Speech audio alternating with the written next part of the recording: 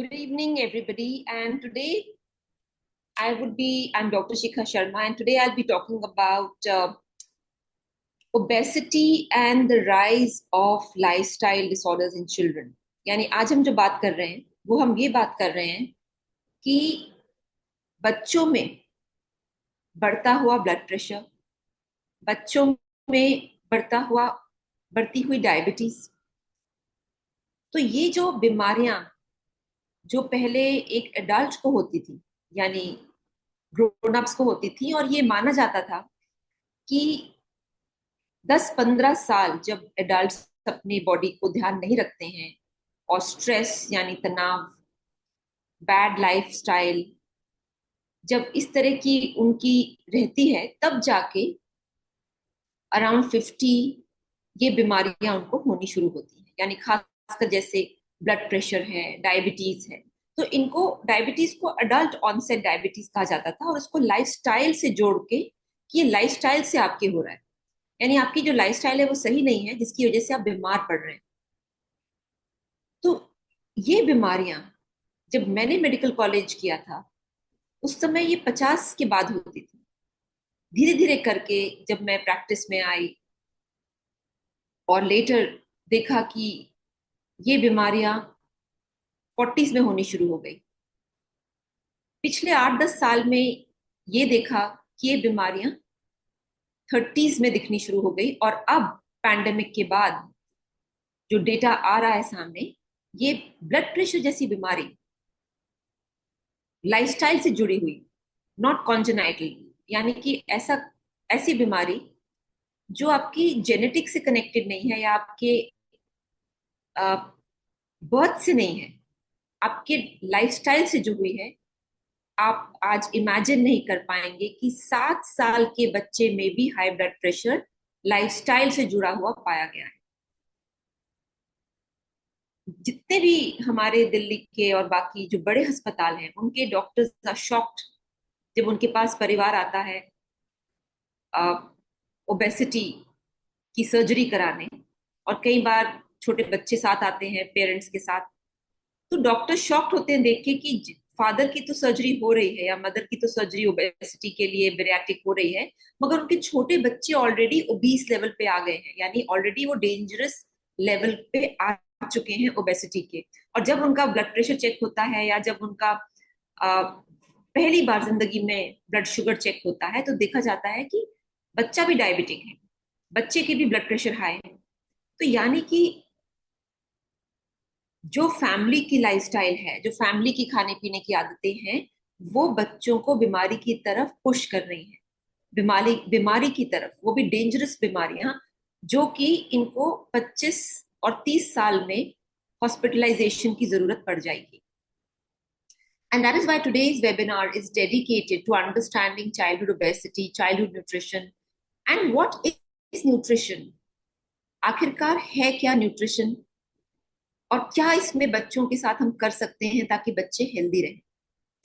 तो सबसे पहले I think it's very important to understand कि जो पेरेंट्स हैं, उनको कैलोरीज को ज्यादा इंपॉर्टेंस ना देते हुए बच्चों के खाने में जो केमिकल्स जा रहे हैं उस पे फोकस करना चाहिए। क्योंकि आज तक टीचर्स हैं, डॉक्टर्स हैं, मदर्स हैं, उनको यही सिखाया जाता है कि बच्चे को पर्याप्त कैलोरी या एडिक्वेट कैलोरी मिलनी चाहिए, और पूरा घर में बाहर हर जगह बच्चे को खिलाने में पूरी सोसाइटी लगी रहती है कि बच्चा ज्यादा से ज्यादा खाए ताकि उसकी कैलोरी अप्रोप्रिएट उसको मिल पाए, मतलब एडिक्वेट मिल पाए, नॉट मगर द सैड ट्रेंड इज कि बच्चों की जो हेल्थ बिगड़ती जा रही है, वो कैलोरीज की कमी की वजह से नहीं बढ़ रही, केमिकल्स के आने से बढ़ रही है। यानी जो बच्चों के खाने में इतने ढेर सारे केमिकल्स जो अब आ गए हैं, वो बच्चों को बीमारी की तरफ पुश कर रहे हैं। So now let's understand what are the chemicals coming in a child's diet. तो सबसे पहले जब हम देखते हैं कि छोटा बेबी होता है, आजकल कई बार मदर्स फॉर्मूला फीड यूज कर रही हैं, फॉर्मूला फीड में अगर आप डब्बे को पलट के देखें तो उसमें केमिकल का इस्तेमाल होता है, बिकॉज प्रिजर्वेटिव्स की रिक्वायरमेंट होती है, फ्लेवर्स की रिक्वायरमेंट होती है। कोई भी जो डब्बा बंद फॉर्मूला फीड है या डब्बा बंद जो बेबी फूड है, वो बिना केमिकल्स के, स्टेबलाइजर्स के, कलर्स के, अरोमास के, फ्लेवर्स के नहीं बन सकता, बिकॉज अदरवाइज वो इतना खराब टेस्ट होगा कि बच्चा क्या कोई भी नहीं खाएगा उसे। तो ये सारे केमिकल्स उसमें ऐड किए जाते हैं, एंड ऑफ कोर्स प्रिजर्व करने के लिए प्रिजर्वेटिव्स भी ऐड किए जाते हैं। अब आप कहेंगे जब आप ये डब्बा पढ़ेंगे कि उसमें तो परमिटेड लिखा है। सो परमिटेड का मतलब है कि ये केमिकल्स बच्चे की जान नहीं लेंगे, मगर ये नहीं लिखा कि अगर आप इसको कंटिन्यू देंगे तो बच्चे में हेल्थ प्रॉब्लम्स आगे जाके नहीं होंगी, ये नहीं लिखा कहीं। यानी अगर आप स्लो डोज में उसको देते रहेंगे देते रहेंगे देते रहेंगे तो केमिकल केमिकल ही है। There is no chemical which can be considered as a food for the body. अभी तक ऐसा कोई केमिकल नहीं बना है ऑन दिस अर्थ जिसको हम कहेंगे कि ये केमिकल बॉडी के लिए बहुत अच्छा है और ये फूड के रूप में खाना चाहिए, इस केमिकल को, मैनमेड केमिकल को। Which means fundamentally what I am trying to say is कि बच्चे की डाइट में केमिकल उसके छोटे पन से, छुटपन से, फॉर्मूला फीड से शुरू हो जाता है। So the body is getting chemicals. Now let's try to understand कि जब हम कहते हैं न्यूट्रिशन, तो न्यूट्रिशन का मीनिंग क्या है, या ये जो हम कहते हैं शरीर, जैसे एक छोटा सा बेबी होता है, द बेबी इज 8 pounds और let's say 2.5 kilos, 3 kilos, 4 kilos, और वो धीरे धीरे धीरे करके बढ़ता रहता है, बढ़ता रहता है, उसकी हाइट बढ़ती है, उसका वजन बढ़ता है, और धीरे धीरे करके बढ़ते बढ़ते बढ़ते ग्रोन अप एडल्ट हो जाता है।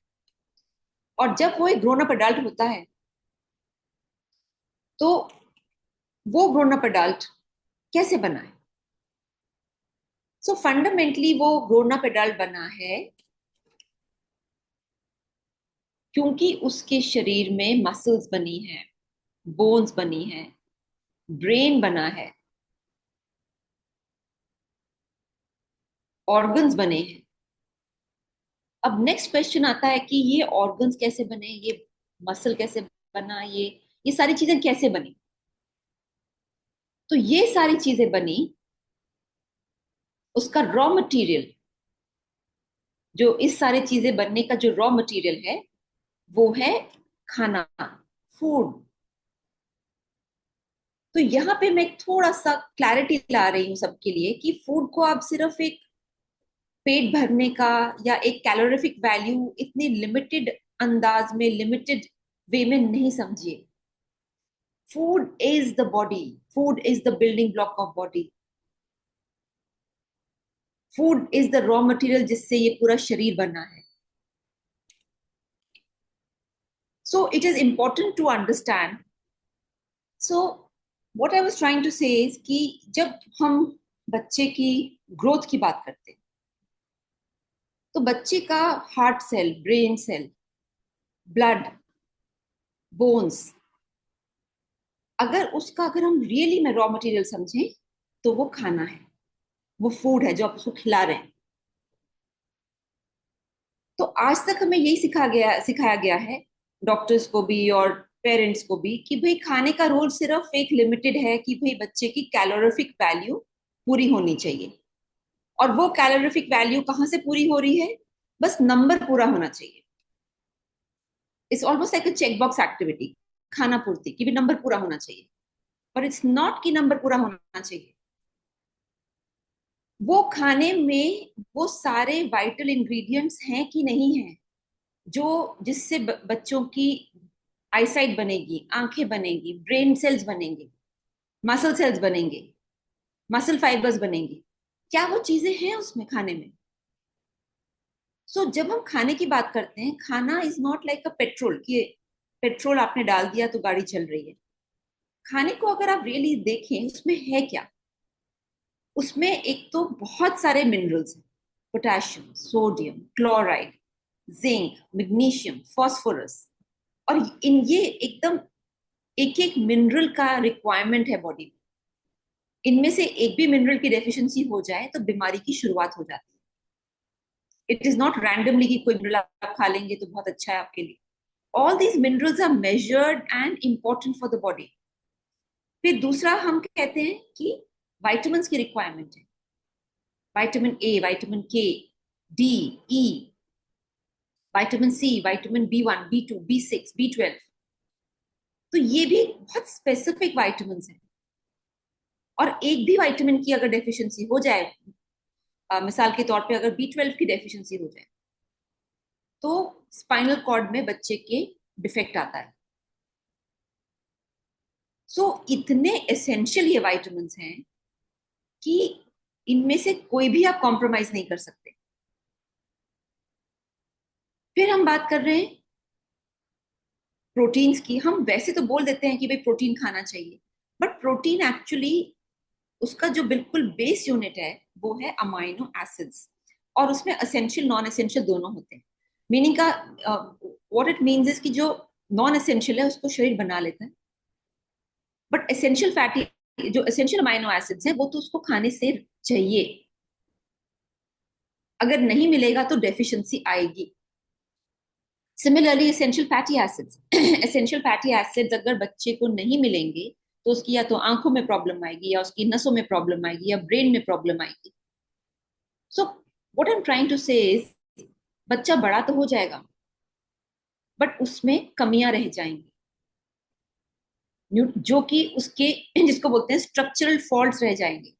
शरीर के स्ट्रक्चरल फॉल्ट, जैसे आप कोई घर बना रहे हैं, अगर आपने बेसमेंट में लो क्वालिटी सीमेंट डाला है जिसमें रेत ज्यादा है, तो घर तो खड़ा हो जाएगा, बट धीरे धीरे धीरे जैसे जैसे बारिशें होंगी और उसकी फाउंडेशन में पानी जाता रहेगा, वो रेत को डिसॉल्व करता जाएगा और एक दिन पूरा का पूरा घर नीचे आ जाएगा।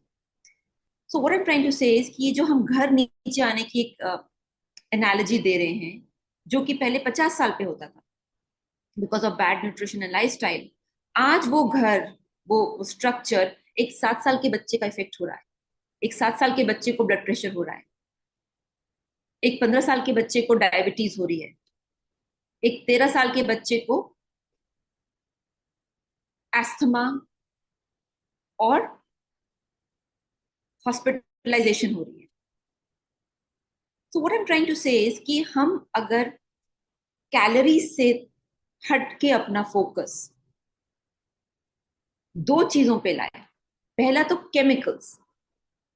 क्यों हमें अपने बच्चों को केमिकल्स वाले फूड देने की जरूरत है? Why is it why should be even give any chemicals to the child? अब आप कहेंगे हम जानबूझ के तो कोई केमिकल नहीं दे रहे, बट अगर आप देखें तो हम अपने बच्चों को खुद ही अपने हाथों से केमिकल खिला रहे हैं। छोटा बेबी होता है, फॉर्मूला फूड शुरू हो जाते हैं कन्वीनियंस के लिए। It's just convenience, it is not कि उसके बिना बच्चा खाना नहीं खा पाएगा। Then when we start preschool में, बच्चे को स्कूल भेजना है तो पैकेट में चिप्स जाएंगे, पैकेट में कुछ और सामान जाएगा, बिकॉज इट्स जस्ट कन्वीनियंट कि आप पैकेट उनके बच्चों का पैक कर दें और वो बैग में चला जाएगा। और आपको पता है कि भाई ना तो कुछ बनाने की जरूरत है और वो प्रिजर्व भी रहता है, खराब भी नहीं होता, और बच्चा भी खुशी खुशी खाता है। So it's a win win, I mean everybody feels a win win. बच्चा भी खुश, हम भी खुश। But what is really happening, वो केमिकल जो पैकेट के पीछे जो जितने भी केमिकल्स हैं वो आपके बेबी के शरीर में जा रहे हैं, आपके बच्चे के, आपके टॉडलर के, आपके प्री स्कूलर के शरीर में जा रहे हैं। और क्योंकि nobody educates parents till date in our society, there is no educational program focusing on nutrition either in school or in college or after a parent gives birth to a child। जब mother's यानी parents का पहला baby होता है, कोई ऐसी educational system नहीं है कि मदर्स को समझाया जाए या फादर्स एंड मदर्स को समझाया जाए कि अब बच्चे को what is correct nutrition for the child, ताकि वो बार बार बीमार ना पड़े, बार बार उसको दवाइयां ना खानी पड़े, नेचुरल उसकी इम्यूनिटी बढ़ी रहे। But it's not happening because the child is having just too many chemicals. अब लेट्स अंडरस्टैंड कि केमिकल्स का असर क्या होता है। अब उसको बहुत डीपली समझते हैं, केमिकल्स का असर क्या होता है बॉडी में। केमिकल्स का असर बॉडी में, हमारे बॉडी के अंदर छोटी छोटे छोटे छोटे प्रोसेसेस होते हैं। प्रोसेसेस यानी एक स्टेप, फिर दूसरा स्टेप, फिर तीसरा स्टेप, फिर चौथा स्टेप। जैसे ब्लड बनने का प्रोसेस है, उसमें जो हीमोग्लोबिन है वो ग्लोबिन अमाइनो एसिड से बनता है, जो हीम है वो आयरन एलिमेंट से बनता है। और ये जो हीम और जो ग्लोबिन यानी ये प्रोटीन का एक छोटा सा अंश और ये जो आयरन का छोटा सा अंश जुड़ के फिर एक तरह की गाड़ी बन जाती है, एक ट्रांसपोर्ट मैकेनिज्म बनता है ऑक्सीजन को कैरी करने के लिए।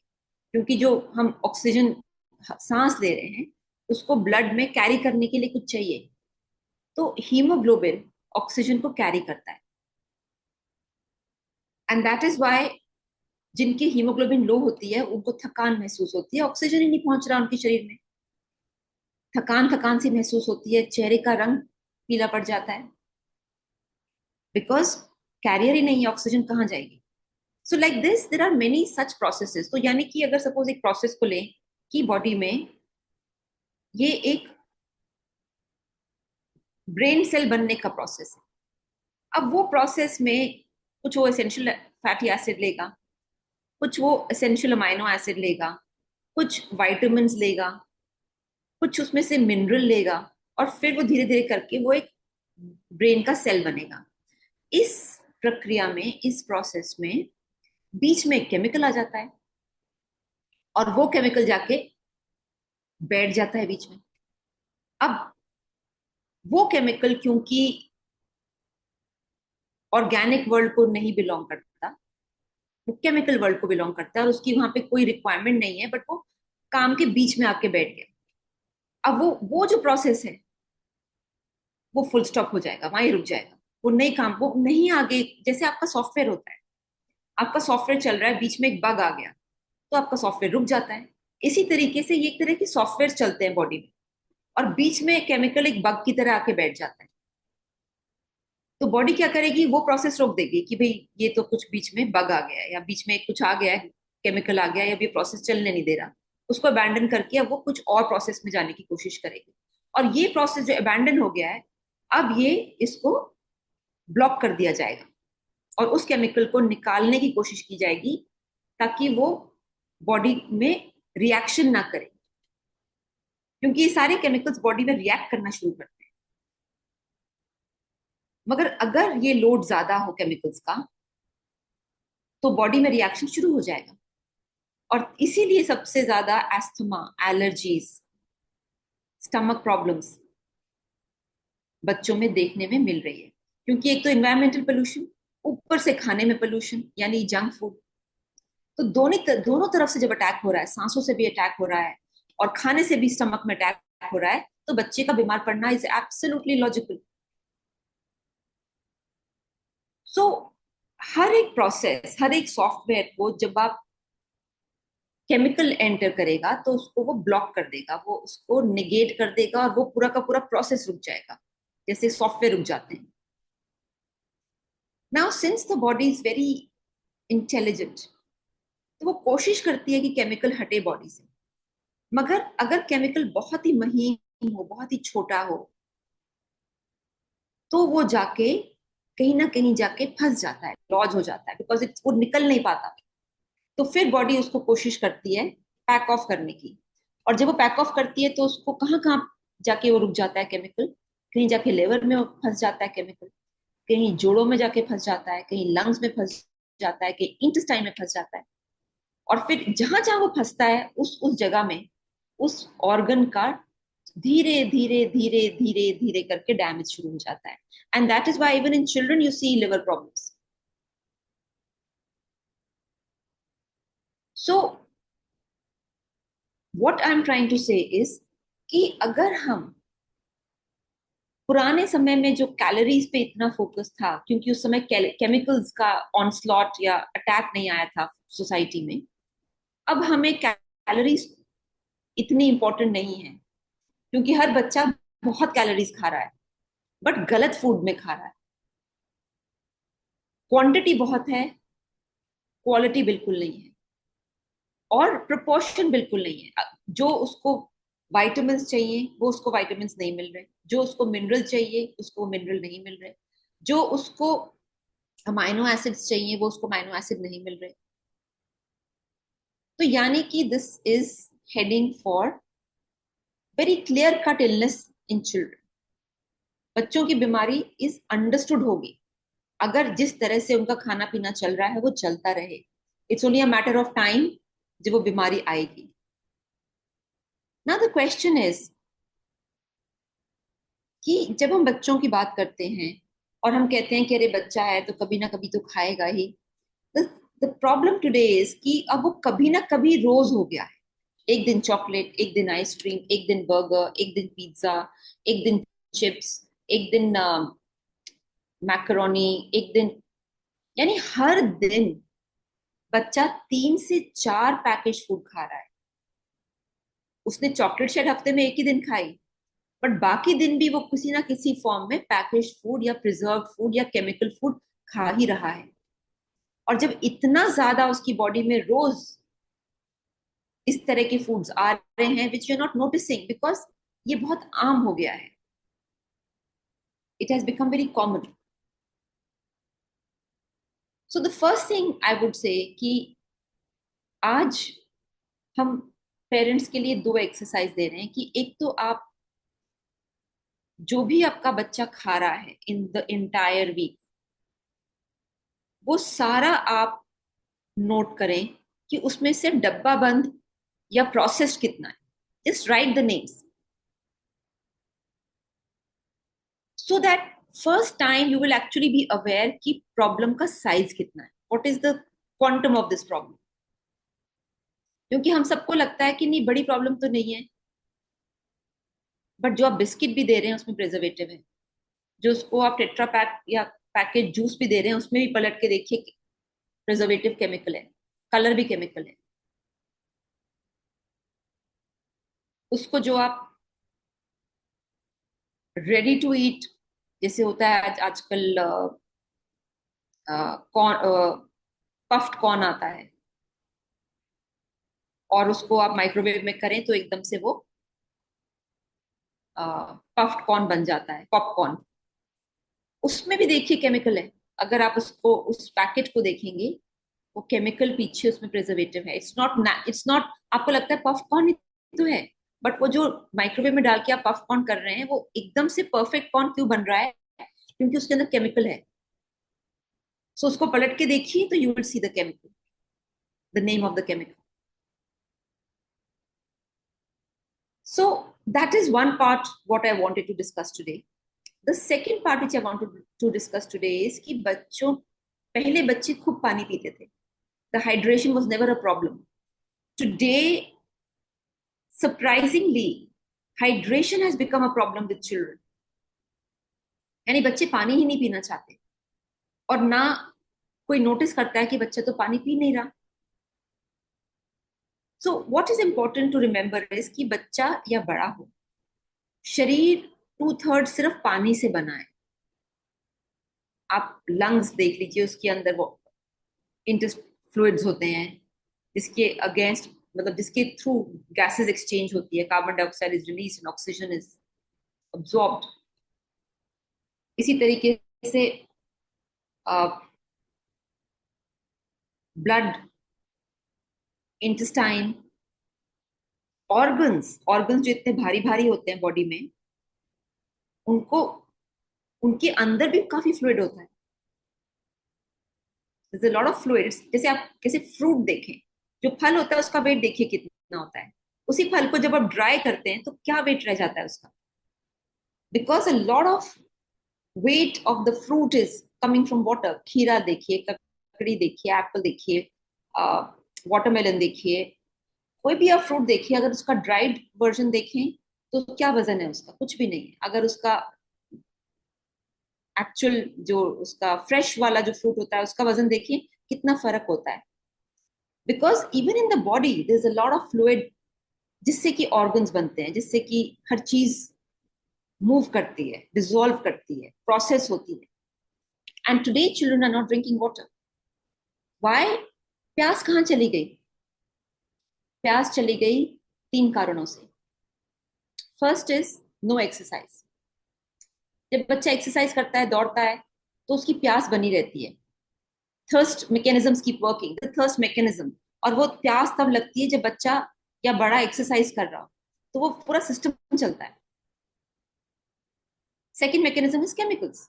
वो केमिकल जाके डिस्टर्ब कर रहे हैं सारे थर्स्ट मैकेनिज्म्स को, ब्रेन में जाके डिस्टर्ब कर रहे हैं.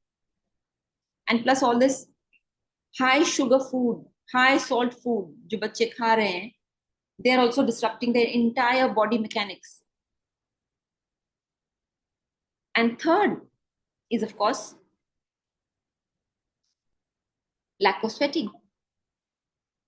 So इन कारणों से जो वाटर का भी, जो हाइड्रेशन का जो नेचुरल मैकेनिज्म होता है बच्चों में, वो बिगड़ रहा है, which is very dangerous and a cause of blood pressure also in children.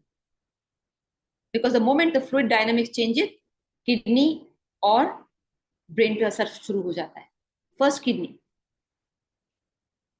So what I'm trying to say is that our endeavor is not to tell parents कि आपके बच्चे में प्रोटीन की कमी है, आप ये प्रोटीन पाउडर खा लो.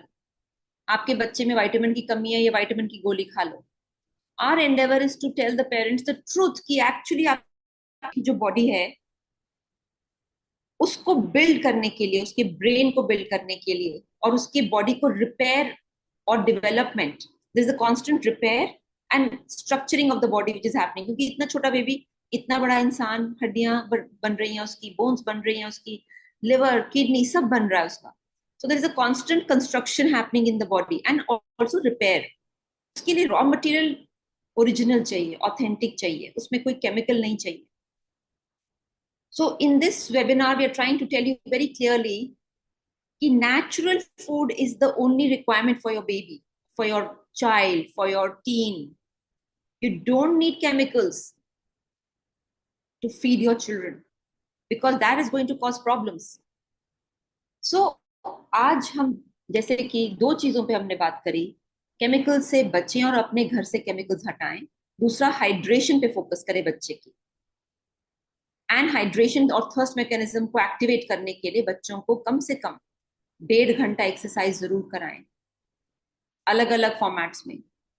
चाहे वो डांसिंग है, चाहे वो स्पोर्ट्स है, चाहे वो रनिंग है, चाहे वो स्विमिंग है, बट कराएं बच्चे को. बिकॉज अदरवाइज उसकी ब्रेन सेल्स और उसकी बोन सेल्स भी ठीक से डेवलप नहीं होंगी, उसका स्ट्रक्चर भी ठीक से डेवलप नहीं होगा.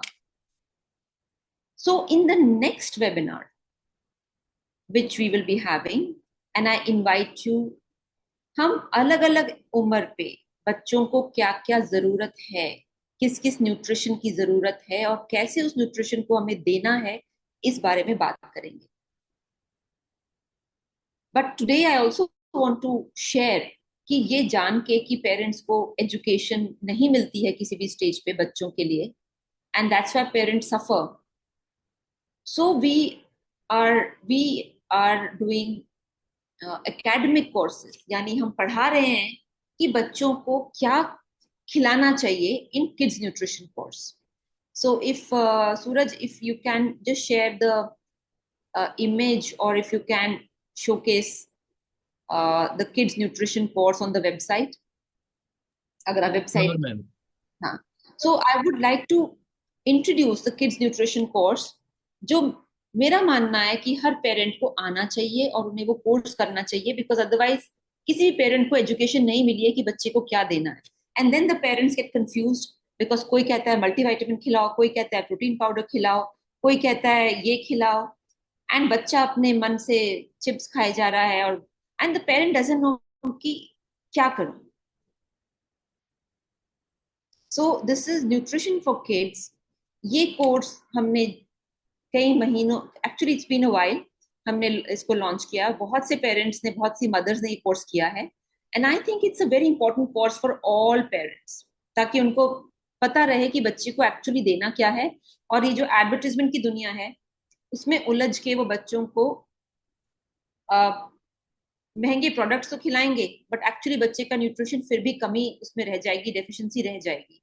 सो what I am trying to say is कि know the truth, know what you have to feed your children, so that your kids don't become ill in the next webinar, जैसे इस webinar में हमने सिर्फ chemicals की बात करी, in the next webinar we will pick up one age and tell you कि उस एज में बच्चे को क्या खिलाना चाहिए. सो आई इनवाइट यू, जिन जिनको वो वाला वेबिनार में आपको आने की you feel that you would find value in that webinar, please do come.